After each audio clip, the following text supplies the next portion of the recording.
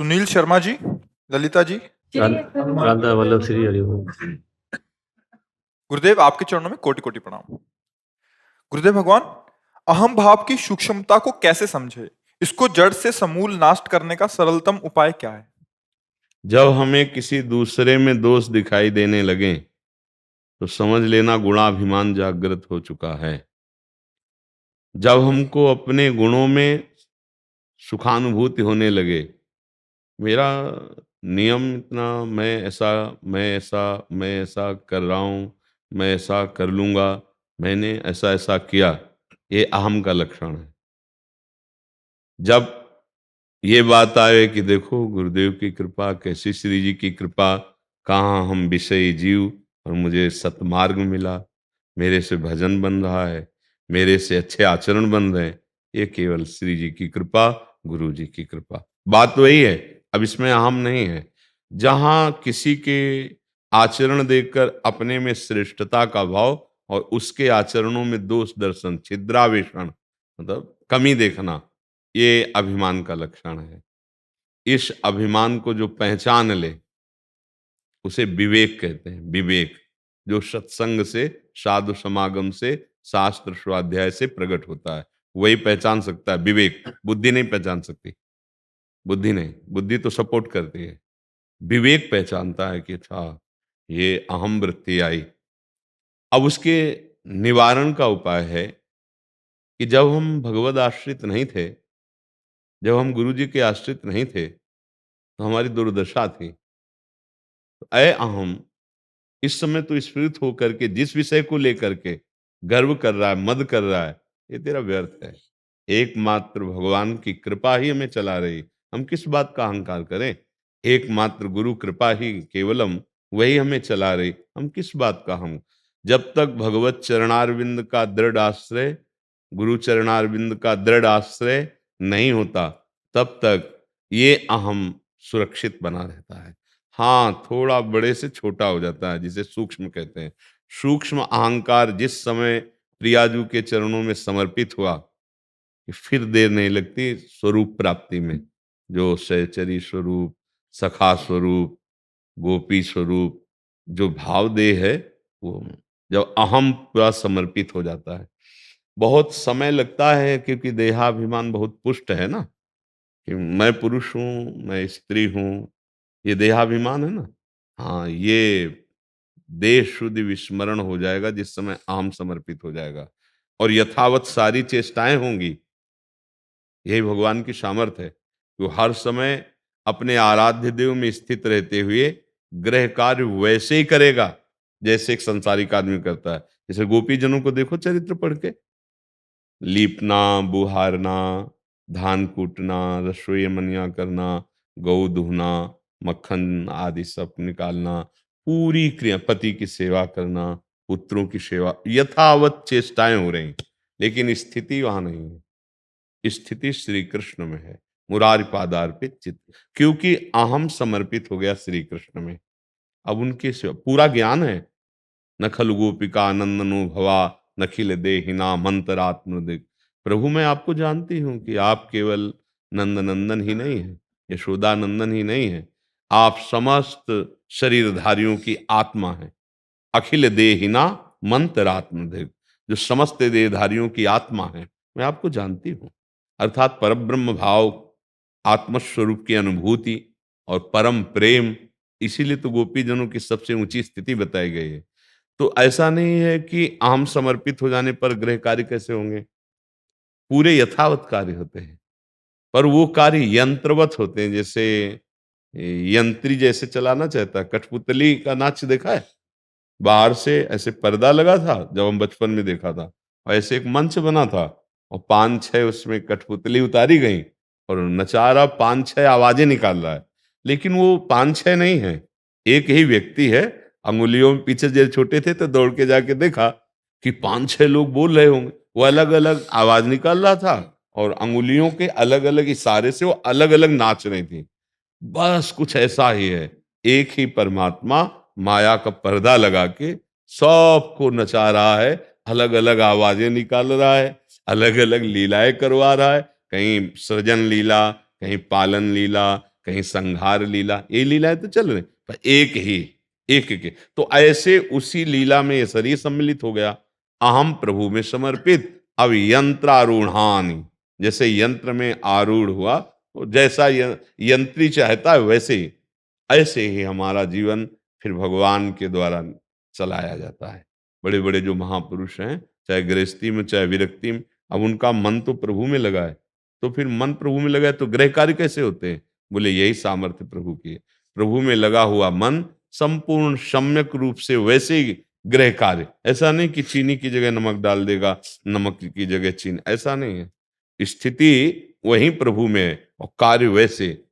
अब जैसे उदाहरण में देते हैं, जनक जी ज्ञान में, अम्बरीश जी भक्ति में, दोनों महाराजा हैं। तो बोले वो तो जनक जी थे, कितने ऐसे हो गए जो उस स्थिति को प्राप्त हो गए, कितने ऐसे हो गए जो भक्ति की ऊंचाई को, अब एक ही जड़ भरत थोड़ी हुई है सृष्टि में, लाखों जड़ भरत जी जैसे सिद्ध महापुरुष हो गए, पर उनका चरित्र नहीं, चरित्र जड़ भरत जी का लिखा गया है। तो ऐसा थोड़ी कि अरे वो तो जड़ भरत जी थे, ऐसा नहीं। श्रेष्ठ दशाएं हम गंगा किनारे ज्ञान की भूमिका में पहुंचे हुए महापुरुषों की देखी, तो हम ये जब सोच लेते हैं कि हम तो गृहस्थ हैं, हम तो बस, ये गलत हो गया। अब स्थिति नहीं आ सकती। गृहस्थ में स्थिति आएगी काम क्रोध की, लोभ मोह की, मद मत्सर की। हम प्रभु के, हमें सेवा गृहस्थी की मिली।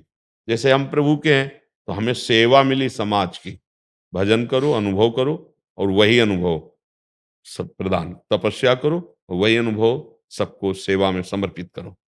अपना तप, अपना भजन यहाँ से दे के जाओ, जो अनुभव किया, जो प्राप्त किया, ऐसे ही आपका कार्य है। अहम शून्य होना चाहिए। जैसे कोई कहता है कि आप ऐसा प्रश्न का उत्तर दे दिए, हमें भी लगता है कि भगवान बैठ के उत्तर दे दिए, उसको लगता है बाबा जी ने दिया, तो हमें लगता है हमारे भगवान बोले, क्योंकि हम पढ़े लिखे तो जाए नहीं ज्यादा, तो ये लगता है भगवान बोल रहे हैं। अब अगर हम व्याकरणाचार्य पढ़े, व्याकरण पढ़े होते और बहुत, तो ये बात ना कि हो सकता था, ये बात आ जाती कि हमारी पढ़ाई लिखाई का फल है कि हम उत्तर दे रहे हैं। वो अहम जब समर्पित हो जाता है तो जो भी चेष्टाएं होंगी परम पवित्र होंगी, ये समर्पण का है। जब गंदी चेष्टाएं होती है वो अहंकार से होती है, और वो अहंकार मुखिया जो था, कर्ता भोक्ता, वो समर्पित हो गया। अब गंदी क्रियाएं होगी नहीं, गंदा चिंतन होगा ही नहीं, क्योंकि जहां समर्पित होता है वहीं चिंतन होता है। जैसे हमारा देह में समर्पित है तो देह के अनुसार चिंतन होगा। अब जितना चिंतन होगा वो परिवर्तनशील का होगा, वो नाशवान का होगा, और उसका परिणाम दुख होगा। देख लो, देह में जब समर्पित है अहंकार, तो जितना भी कुछ हो रहा है आप चिंतन करके देख लो, वो सब नाशवान ही हो रहा है।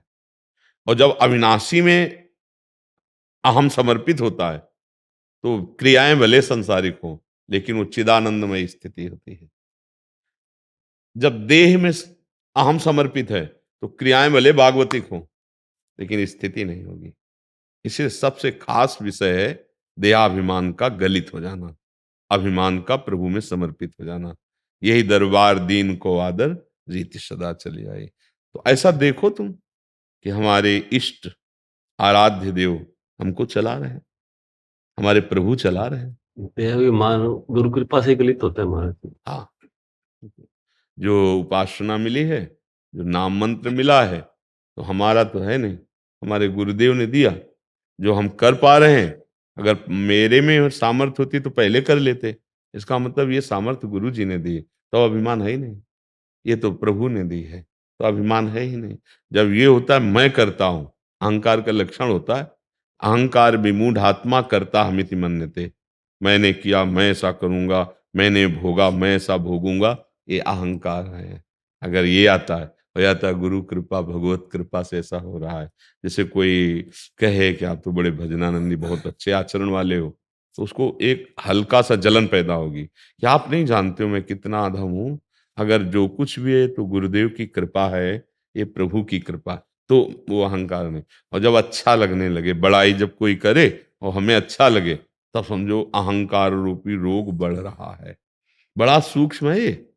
देखो, कामदेव ने पूरा अपना प्रभाव दिखाया नारद जी के ऊपर, पर कोई फर्क नहीं पड़ा, और वो प्रणाम करके चला गया, और नारद जी ने गुस्सा भी नहीं की।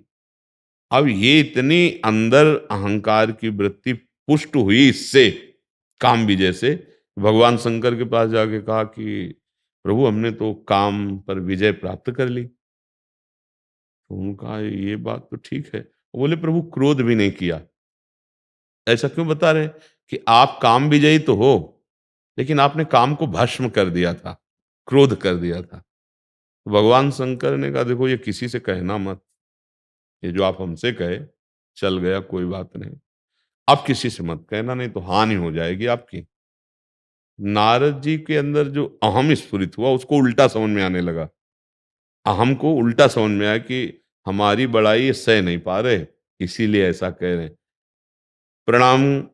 और जो ही चले सो बोले सुनो, हरि से तो कभी कहना ही नहीं, हरि से मत कह देना जाके। नारद जी सीधे हरि के पास ही गए और सबसे पहली बात यही रखी, कहा भगवान हमने काम पर विजय प्राप्त कर ली। तो भगवान भी बड़े लीला बिहारी, उनका आप काम पर विजय प्राप्त कर लो ये कौन सी बड़ी बात है, आपका जो स्मरण कर ले वो काम विजयी हो जाएगा। बहुत अच्छा लगा। पहले जो है दवा दी जाती है रोग बढ़ाने की, फिर जड़ से मिटाने की होती है। मानो भगवान ने वचन रूपी और अच्छा प्रभु आगे ही नगर रच गया और ब्याह का सब पूरा चैत्र बता ले, हाहाकार मच गया। अहंकार ने इतना हाहाकार मचा दिया कि भगवान को शाप दे दिया, आराध्य देव को शाप दे दिया। जाओ, जैसे मैं स्त्री वियोग में तड़प रहा हूं ऐसे तुम स्त्री वियोग में तड़पोगे। जो मुझे बंदर की आकृति दी वही तुम्हारी सहायता करेगा। तब हरि माया दूर निवारी, तान रमा न राजकुमार। ये क्या भगवान की चरण, त्राहिमाम अपराध बन गया। तो अहंकार इतना सूक्ष्म होता है। बाणासुर को भगवान शंकर ने प्रसन्न होकर, एक दिन भगवान तांडव कर रहे थे, नृत्य कर रहे थे, तो वो तालियां बजाकर उस ताल पे, तो आनंद बढ़ा। तो भगवान ने कहा अच्छा तुम्हारे सहस्त्र भुजा हो जाए, 1000 भुजा, सहस्त्र भुजा बाणासुर के। अब 2 भुजा और बलशाली तो था, अब 1000 भुजा तो खुजली तो होएगी ही बल की। अब जिस पहाड़ पे मारे तो चकनाचूर कर दे, जिसको ललकारे कोई सामने कैसे आ सकता। 1000 भुजा और भगवान शंकर का कृपा पात्र। तो भगवान शंकरे के पास लौट के आए और कहने लगे जगत गुरु कोई जोड़ तो है नहीं सृष्टि में और भुजाओं में खुजली हो रही, तो आप आओ। तो हंसे भगवान शंकर कि हम ही से बल प्राप्त करके हम ही को ललकार रहा है। कहा जाओ तुम्हारी भुजाओं की खुजली मिटाने वाला हमारे समान बलशाली भगवान श्री कृष्ण, वही जो अनिरुद्ध और उषा जी के ब्याह का प्रसंग है, उसमें सुदर्शन चक्र से सब काट। तो भगवान शंकर सामने आगे, बस बस 4 रहने दो, 4 भुजाएं रहे। अहम बहुत विचित्र है, वो गुरु को भी ललकार सकता है, वो इष्ट को भी साप दे सकता है। अहम इतने बड़े भक्तों का। तो अपने लोग जब ये देखेंगे कि गुरु कृपा, हरि कृपा, और वास्तविक यही है, वास्तविक पक्का। अगर वो छोड़ दे हमें तो अभी हम गिर जाएं, मुंह भरा गिर जाएं। अगर हम चल रहे हैं तो हम देख नहीं पा रहे, पर मेरे गुरुदेव मेरे हरि मुझे पकड़े तभी चल पा रहे हैं। अगर ये बात ध्यान रहेगी तो अहंकार नहीं आएगा कि हम अगर कोई भी विजय प्राप्त कर पा रहे हैं माया से या चल पा रहे हैं, इसमें केवल गुरुदेव का प्रताप है, इसमें केवल भगवान की कृपा है। हमारे में तो बल था नहीं और है नहीं और रहेगा नहीं, ये केवल हरि कृपा है। तो फिर अहंकार बढ़ नहीं पाएगा। जब तक ऐसा सत्संग, ऐसा ज्ञान नहीं होता, तब तक छोटी छोटी बातों में अहंकार बना रहता है। भाषा अहंकार जनित ही निकलेगी, आप देख लो। दैन्यता ना भाषा में होगा, ना आचरण में होगा, ना विचार में होगा। विचार में भी अहंकार, क्रियाओं में भी अहंकार, वाणी में भी अहंकार। इसीलिए यही अहंकार संस्कृति का मूल चक्र है। संस्कृति मूल शूल प्रद नाना, सकल शोकदायक अभिमाना। ये समस्त कष्टों का जनक है। इसी से हर कष्ट प्रकट होता है, अहंकार से। जो भगवान का कृपा पात्र है तो भगवान इस कृपा करके दूर कर देते हैं। ताते करें कृपा निधि दूरी, सेवक पर ममता तिभूरी। वही संत रूप में, वही गुरुदेव रूप में, वही शास्त्र रूप में विराजमान है। इन्हीं की कृपा से अहंकार नष्ट हो जाता। जब सच्चा भजन होगा तो आपको अपने आगे का भजन दिखाई देगा कि अरे हम कहाँ, कैसे कैसे महाभागवत, कैसे कैसे भजनानंदी हुए, तो अहंकार नहीं आएगा। और जब त्रुटि होगी तो अपने से नीचे दिखाएं, ये तो सारे विषयी है, हम तो भजनानंदी, हम तो भगत हैं।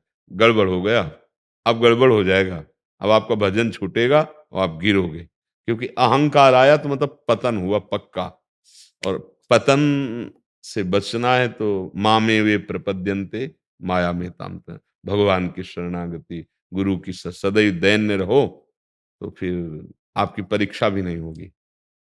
आपकी परीक्षा परीक्षा तब होती है जब हम कोई गर्व भले वचन बोल देते हैं कि पूरे जीवन तो हम तो जितेंद्री रहे, ठीक है। अब आ जाएगा थर्मामीटर माया का, दिखाओ अब अपनी जो जितेंद्रियता की शक्ति है, फेल हो जाओगे। भगवत कृपा से चुपचाप अंदर की बात को भगवत कृपा से देखो कि जितेंद्रियता, भजन, पवित्रता, ये भगवत कृपा से हो रहा है। हमारे में सामर्थ्य नहीं, कभी परीक्षा नहीं होगी, कभी अहंकार बढ़ेगा नहीं, वो दैन्यता में आ जाएगा और दैन्यता भगवान को प्रिय, भगवत प्राप्ति हो जाएगी।